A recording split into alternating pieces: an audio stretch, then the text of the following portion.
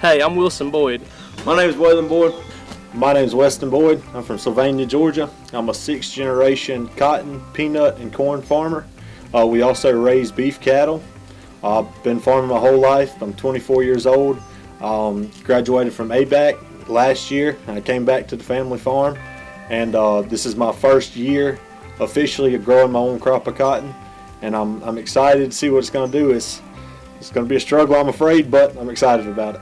I went off to college and got an education, I would say, but the farm is going to be here, and you just got to have somebody to run it. So that's what I've kind of known since I was a little boy. My granddaddy, my pop would call him, he would stop by and pick us up on Saturday mornings. He'd have a paper bag full of peanut butter candy, and we go feed cows and eat peanut butter candy.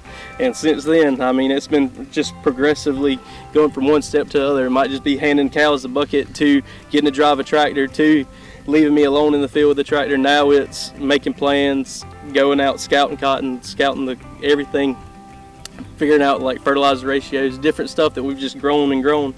And I don't know, that's just what brings you back. I grew up I didn't think I had a choice. My biggest role models, like my daddy and my uncle, heck, my two brothers, like everybody you look up to since you were this big, everybody was a farmer, especially Pop. Pop was the biggest one. You know, everybody says, you know, you're working with your family, there's ups and downs, and man, if that's the truth, we can fuss at each other as good as anybody, and we can yell and cuss and everything. But at the end of the day, I guarantee we can sit down and we can have a meal together and we can talk like nothing ever happened. It's the coolest thing you could imagine. Like, you get to go to a field, like we meet at the shop at 8 o'clock every morning. Get there and Pop's been waiting there for 30 minutes waiting on everybody, and boy, you hit the ground running. You got to roll. And we get there and we got to make plans, and then somebody else shows up, one of the other boss men, he makes some more plans.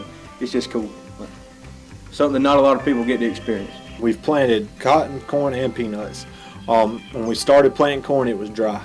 Since January the 1st, we've had 9 inches of rain here at our shop, total. Now, in the north end of the county where we farm, we have 9 inches last week. So it's been a lot of ups and downs, but planting this year was a real struggle because of how dry it was. We just finished planting everything, so we're going to try to start getting some fertilizer out, get everything rolling. We got some dry weather right now, so we could use some rain, but if we don't get any, we're going to have to start working on some pivots. We've lost money the past 2 years, and it's been tough. So really, to be honest with you, the market's had a little bit of upturn, and we've got back into the cotton business a little more. But I would have told you back in January that we weren't going to be cotton farming much longer the way it was going, just because, I mean, we've been losing money. I consider us to be good cotton farmers compared to what we can grow anything else. I bet we changed our mind of how much we were going to plant and where we were going to plant and what we were going to plant, and we've done it probably 100 times, it feels like. And so when we started planting corn, we ended up every day from when we started to when we finished, I think because of fuel and fertilizer prices, it was $18,000 a day price going up. And, you know, that really makes you scratch your head and think, is it worth, especially when you hadn't had any rain, because you don't even know if that corn's going to come up. An increase in the market would be huge for our operation right now. Deer are super big problem. I'd say they're our #1 issue as far as getting the plant to this height that this cotton is. I'd say the first 30 days, man, the deer are our trouble. We are 2 miles from the Savannah River right here, and there's a swamp 1.5 miles of that. And so those deer they've been in there 500 years just thriving. And now I don't really know why, if it's they've got a taste for cotton that they haven't had in the past. And so they're coming out, and I mean, it's nothing to ride around and see 30 or 40 deer in the field in the same night. We have trouble with crop insurance, because say this is a 60-acre field here, and the deer they're just going to eat the 10 acres on the back side of that. But so I'm going to take that 50 acres that's there and I'm going to make good cotton on it, but my yield is not going to average low enough that I have to have an insurance claim on it. So there's no really, but I've spent that same amount of money on that, I mean, what, $600 an acre on that back corner that I've just lost. As a young farmer, I feel that my biggest challenge is the money's not here right now. I could go, I have a college degree, and I've worked hard, and I'm pretty skilled mechanic and equipment operator, that I feel that I could go get a job somewhere else making a lot more money. So I feel that we're here kind of taking a pay cut. I'm 26 years old, so I mean, I've lost, I don't know, 8 years that I could have been working somewhere making good money. And we're surviving, but that's about it.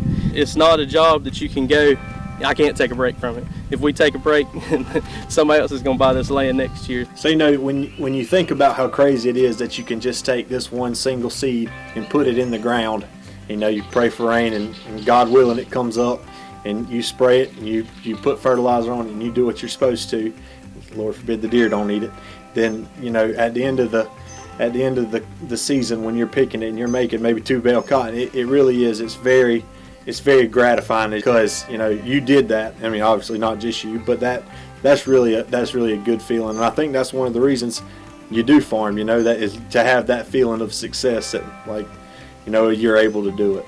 I mean, we got a whole family here. We work for it. Like, it's blood, it's sweat, and it's tears. Like we work for it a lot. Like, it ain't easy.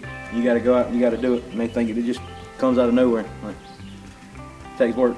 In Screven County, the farming community is pretty large, and it's a big money spender, I guess. When the farmers are doing good, the community's doing good. We're spending money, whether it be at the fertilizer place or the chemical place, whether it's just in town. Heck, we got 10 people that's working for us every day that we're going to the local restaurant and buying food. When we're successful, we're going and we're spending that money that sometimes we might be going to the house and eating a ham sandwich. And I think that the farming community really enjoys giving back to the actual community as a whole. To think that you might be the one that doesn't keep the farm going, there's a lot riding on that, I believe. And I love it, I really do. But it just means more. There's definitely, I got buddies with the same degree as me. They went off, they got a job, they're making good money, really good money.